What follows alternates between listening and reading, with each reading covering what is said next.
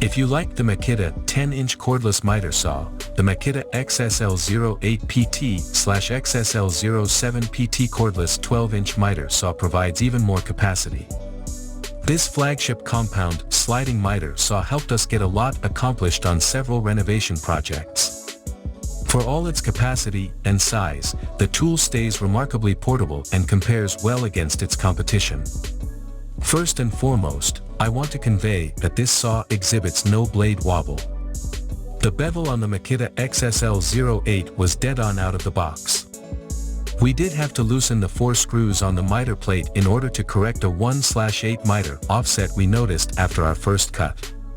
The process is simple, we just place a square against the blade and calibrate the miter plate. We more or less expect to make these types of changes, particularly on a tool that's been shipped overseas. The miter and detents engage very positively.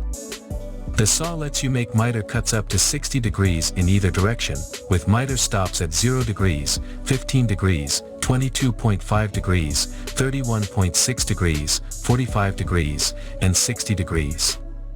Like our 10-inch Makita cordless miter saw, the aluminum miter plate showed significant wear on the detents that just gets worse over time.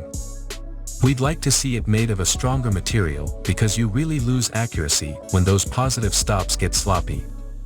You can also make beveled cuts from 0 to 48 degrees, both left and right.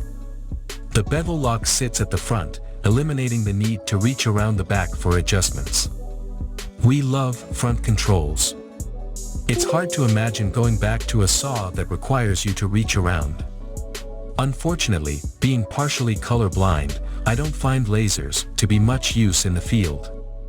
Checking this one back at the shop, we found it to be spot on with the left side of the blade.